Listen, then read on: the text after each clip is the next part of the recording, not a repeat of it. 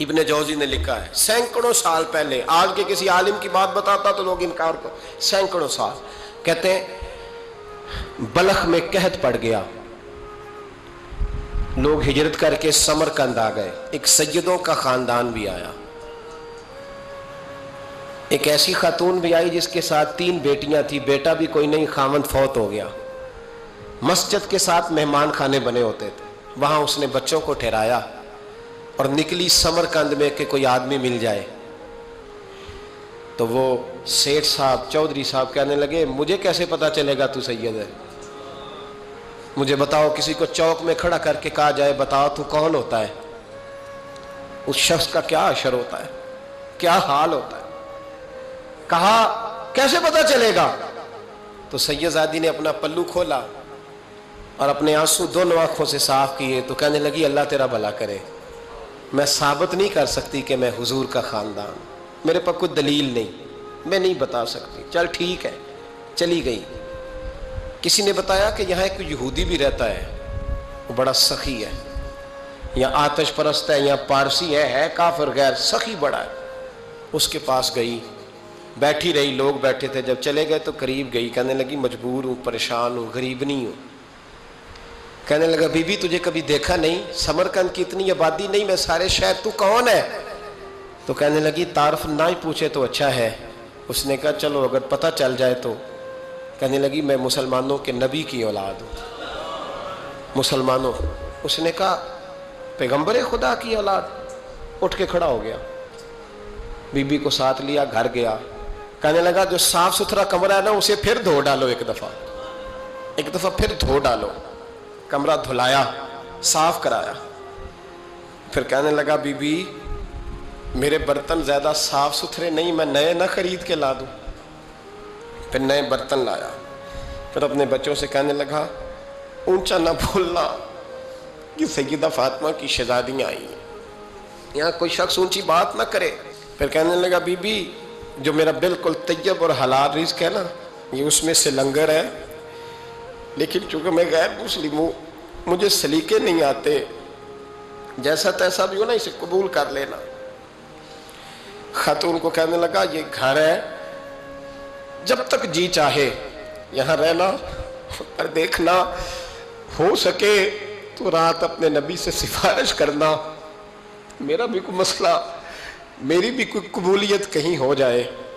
وہ مسلمان کہلانے والا رات کو سویا، کہتے جنت سجی ہوئی ہے، لوگ جنت میں جا رہے ہیں، لائنیں لگی ہوئی ہیں، نبی پاک لوگوں کو جنت میں بھیج رہے ہیں، میں بھی دوڑ کے لائن میں لگ گیا، فرشتے نے میرا بازو پکڑا، کہا پیچھے ہٹ، تو میں دوڑ کے حضور کی بارگاہ میں گیا، میں حضور سارے جنت میں جا رہے ہیں، یہ مجھے نہیں جانے دیتا۔ نبی پاک نے فرمایا تو کون ہے؟ کہ یا رسول اللہ میں مسلمان ہوں۔ کہتے حضور مجھ سے فرمانے لگے کوئی دلیل ہے تیرے پاس؟ دلیل ہے کوئی تیرے پاس؟ جب میں چپ کر گیا فرمایا میری بیٹی تیرے دروازے پر آ ہی گئی تھی تو دلیلیں پوچھنے لگ گیا تھا۔ ہم جا دوڑ جا، سویرے آنکھ کھلی تو گلیوں میں ڈھونڈتا پھرتا ہے، تلاش کرتا پھرتا ہے، کونے کونے میں جاتا ہے وہ سادات کا گھرانہ کہاں گیا، ڈھونڈتے ڈھونڈتے اس غیر مسلم کے دروازے پہ جا کے پہچان لیا تو کہنے لگا خدا کا واسطہ جو تو نے نوکری کی ہے نا ان کی مجھ سے 11 گنا لے لے، یہ سادات کا گھر مجھے دے دے۔ تو کہنے لگا کل تو آتا تو شاید بات اور ہوتی، آج بات اور ہے۔ اس نے کہا مہربانی کر، کہا نہیں کل تو آتا تو معاملہ اور تھا، آج معاملہ آج اور ہے، رنگ بدل گیا ہے، حالات تبدیل ہو گئے ہیں، اب تو دیکھ داکھ کے آیا، جا دوڑ جا۔ کہنے لگا نہیں مہربانی کر دے دے، تو غیر مسلم میں تیرا کیا تعلق؟ کہنے لگا چپ کر، غیر مسلم میں کل تک تھا، کل سے سیدوں سے پیار کیا ہے تو میرے حالات سنور گئے ہیں، وہ جو نظارے تو نے رات خواب میں دیکھے ہیں میں نے جاگتی آنکھوں سے دیکھے ہیں، میں نے جاگتی آنکھوں سے، اور تو نے کسی مفتی پیر عالم کے ہاتھ پہ کلمہ پڑھا ہے، میں نے رات محمد عربی کے ہاتھ پہ کلمہ پڑھا۔ حضرت عمر جب نعرہ لگاتے نا تو کیسر و کسرا کانپتے، سفیر آتے روم کے ملنے کے لیے تو کہتے جاؤ عمر نفل پڑھ رہے ہیں، ٹائم کوئی نہیں۔ ایک دن اندر میٹنگ ہو رہی تھی، حضرت عمر میٹنگ میں بیٹھے تھے आपके बेटे मिलने आए अब्दुल्ला इब्ने उमर। अब्बा जी अंदर आ जाओ। फरमाया दरवाजे पे खड़ा हो, मैं ज़रूरी बात कर रहा हूँ, अंदर ना आना। जनाब अब्दुल्ला इब्ने उमर कहते हैं मैं दरवाजे पे खड़ा हो गया। थोड़ी देर गुजरी तो इमाम हुसैन भी आ गए। एक हदीस में, एक रवायत में इमाम हसन का लफ्ज़ भी है। इमाम हुसैन आए, आके अब्दुल्ला इब्ने उमर से कहने लगे उमर फारूक अंदर है? तो कहा वो अंदर तो है। तो कहा आप क्यों दरवाजे पे खड़े हैं? कहने लगे अब्बा जी ने कहा है यहाँ इंतज़ार करो, मैं कोई ज़रूरी बात कर रहा हूँ। लेकिन शहज़ादे मेरे लिए कहा है, मेरे लिए, आप जाना चाहें तो चले जाए। इमाम हुसैन कहने लगे अमीरुल मोमिनीन कोई बात कर रहे होंगे, मैं ज़ोहर के वक़्त मस्जिद में मिल लूँगा, ज़ोहर का टाइम आएगा ना तो मैं मस्जिद में मिल लूँगा। ये कह के चले गए। हज़रत उमर बाहर आए तो हज़रत अब्दुल्ला इब्ने उमर से कहा कि कोई आया तो नहीं? अर्ज़ की हुजूर हुसैन इब्ने अली आए, हुसैन इब्ने अली। तो कहा अंदर क्यों नहीं भेजा? कहा मैंने कहा था बेशक चले जाएं, लेकिन वो कह रहे थे कि मैं ज़ोहर के वक़्त मस्जिद में मिल लूँगा। तो सैयदना उमर फ़ारूक फरमाने लगे अब्दुल्ला तुझे तेरी माँ रोए, हुसैन को क्यों वापस भेजा? फिर उमर दुनियादारों के सामने डटना, खड़ा होना उमर पे ख़त्म है, लेकिन जो अंदर की बात है ना, रूह की, जो अकीदत की बात है, जो वफा का रिश्ता है, उसको कौन समझे? ये जो रूह की मजबूरियां हैं, ये जो वफा की मजबूरियां हैं, इसे लोग क्या समझें? इन्हें क्या पता कि मुर्शद के बेटे के पैर चूमने में हुस्न क्या होता है? इन्हें क्या पता कि जब उस्ताद का बेटा घर में आता है तो दिल करता है मकान बेच के इसे दे दें, इसके बाप की नेकियां बड़ी हैं। जनाब उमर फारूक दौड़े गए, इमाम हुसैन के दरवाजे पे दस्तक दी। इमाम हुसैन बाहर रखा, शहजादे यार मिलने आए थे तो बगैर मिले क्यों आ गए? अर्ज की कि आप मसरूफ थे, आपके अपने बेटे भी दरवाजे पे खड़े थे तो मैं वापस आ गया। इमाम हुसैन कहते उमर जज्बात में आ गए, सर से पगड़ी गिर गई, कहने लगे हुसैन मेरे बेटे का और हुसैन का क्या मुकाबला? क्या उसकी माँ का नाम फातिमा ज़हरा है? क्या उसकी नानी का नाम खतीजतुल कुबरा है? क्या उसके नाने का नाम मोहम्मद मुस्तफ़ा है? और फिर सर से पगड़ी उतरी थी, अपने बाल जोर से पकड़ लिए, कहने लगे हुसैन मैं ना मक्के में ऊँट चराया करता था और डंडों से मार खाता था अपने बाप से। ये जो आज सारी दुनिया में उमर के नारे लगते हैं, ये तेरे नाने का सदका है। शहजादे मेरी वफा और मेरी वफा में जब तेरा दिल करे ना दौड़ के आ जाया कर। उमर तो लोग, एक दिन इमाम हुसैन ने आके ना जनाबे फारूक आजम से कहा, खुतबा दे रहे थे बच्चों की तभी शुरू में, पता नहीं क्या बात आई इमाम हुसैन के दिल में, कहने लगे उमर नीचे उतरो, ये मेरे नाना का मिंबर है।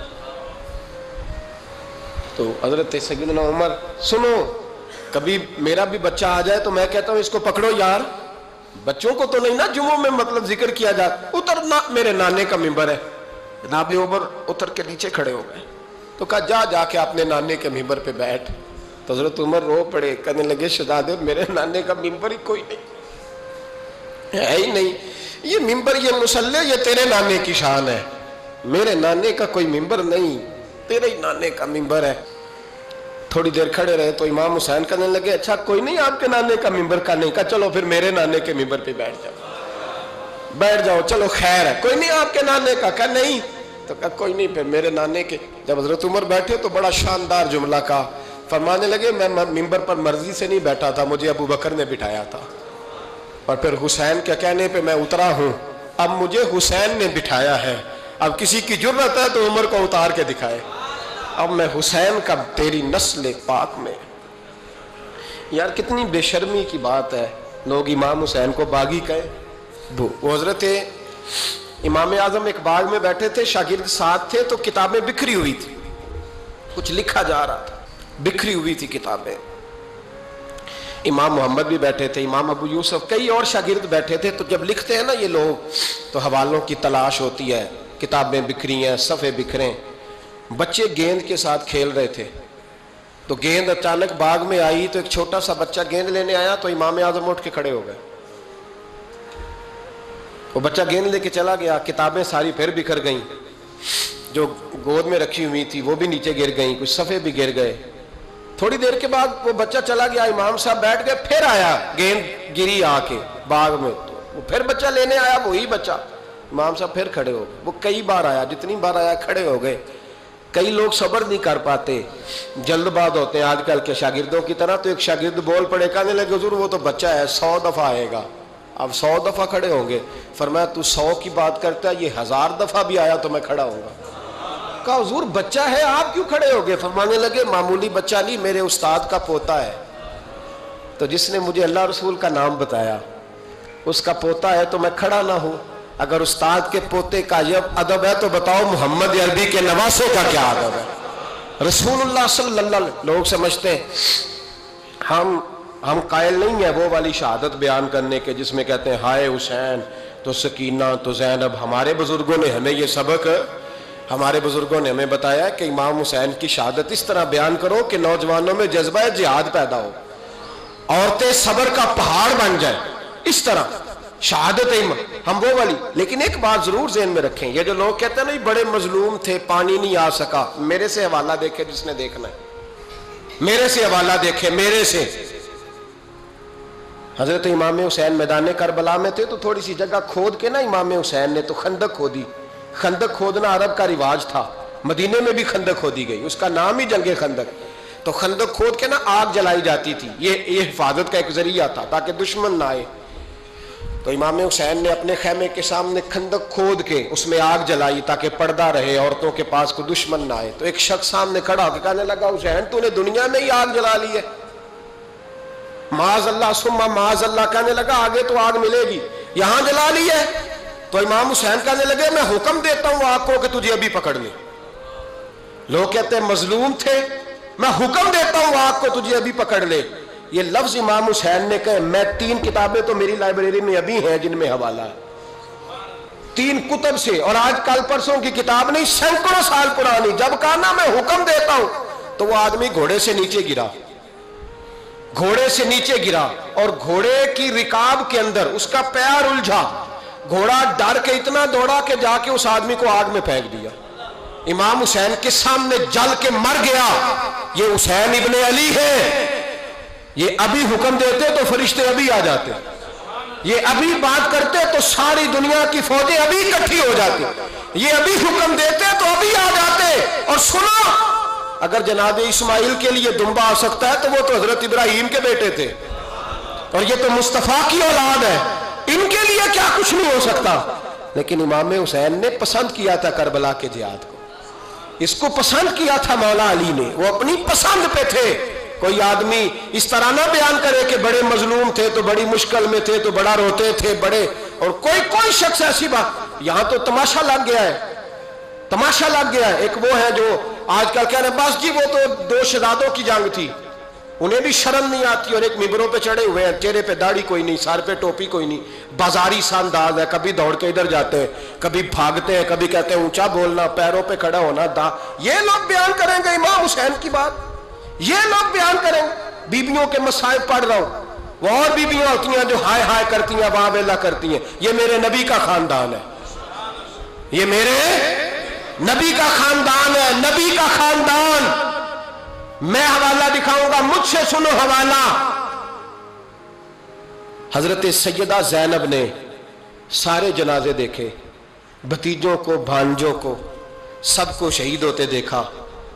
عورتیں ڈرتی میت کو ہاتھ نہیں لگاتی, چیختی ہیں بیبیاں. لیکن حضرت جناب زینب نے پتہ کیا دیکھا تھا, وہ سننا ذرا. امام حسین کی لاش مبارک کربلا میں پڑی تھی, اور امام حسین کا سر کاٹ کے نیزے پہ چڑھایا گیا تھا, اور وہ بیبیوں کے سامنے خالی سر چڑھ رہا تھا, اور سینکڑوں میل کا سفر کر کے دمشق کے بازاروں سے گزرتا وہ سر گیا.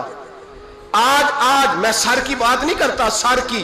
آپ مرد ہیں, جوان ہیں سارے, یہاں کسی کا کٹا ہوا ہاتھ پھینک دیا جائے نا, ہاتھ تو لوگ چیخے مار کے دوڑ جائیں گے.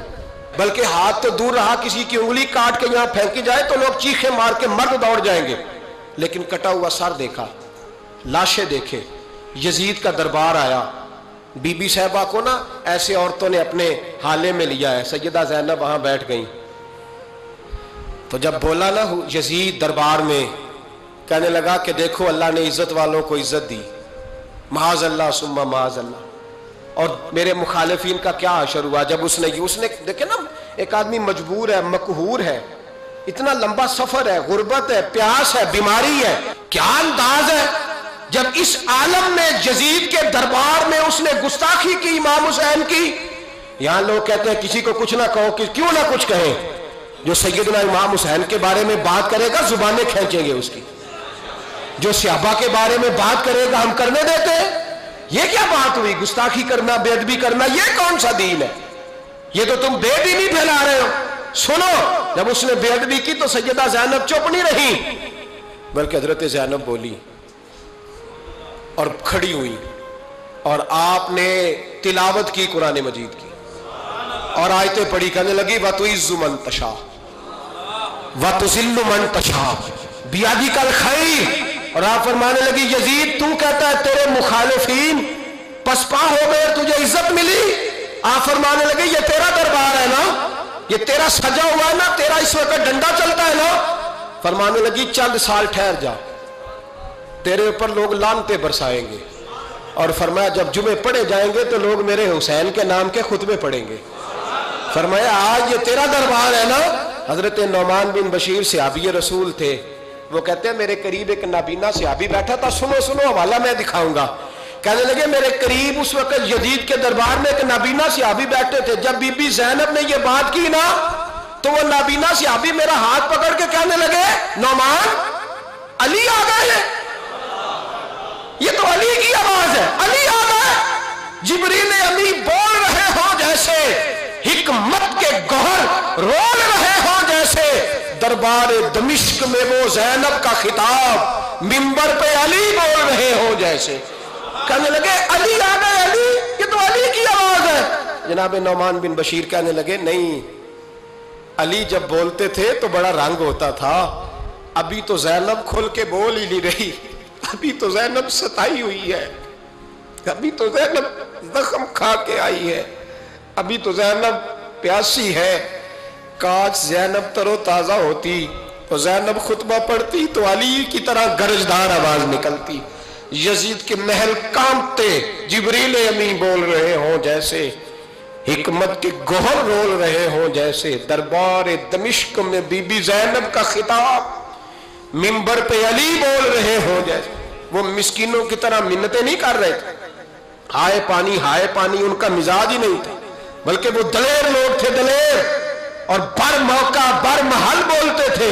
یزید آیا دربار میں، جب یہ سارا قافلہ وہاں پہنچا تو یزید دربار میں آیا، اور جب وہ دربار میں آیا تو بادشاہوں کا طریقہ ہے، گاڑیاں، اب ہمارے بادشاہوں نے روٹر والی گاڑیاں رکھی ہوئی ہیں، وہ یوں چلتی ہیں، شور ہوتا ہے پیچھے. اس زمانے میں کہا جاتا تھا با دبا ملاحظہ ہوشیار، پیچھے ہٹ جاؤ، نعرے لگنے لگے. تو یزید کا ایک ناخلف بیٹا امام زین العابدین سے کہنے لگا تیرا باپ کہاں ہے؟ دیکھ یہ میرے باپ دادا کے نعرے، دیکھ میرے باپ کے نعرے، تیرے کدھر ہے؟ ابھی یہ بات شروع اس نے کی تھی کہ دمشق کی جامع مسجد میں زور کی اذان ہو گئی، اور جب مؤذن نے کہا نا اشہد ان محمد رسول اللہ، تو امام زین العابدین اس کا ہاتھ پکڑ کے کہنے لگے یہ میرے نانا کے نعرے لگ رہے ہیں، اگر تیرا ہے تو بتا، یہ میرے نانا کے نعرے ہیں. اور فرمایا تیرے باپ کے 2-2.5 سال لگیں گے، میرے نانے کے قیامت کے بعد بھی لگیں گے. میرے نانے کے نعرے قیامت کے یہ لگتے رہیں گے، لگ رہے ہیں اور لگتے تھے اور لگتے رہیں گے.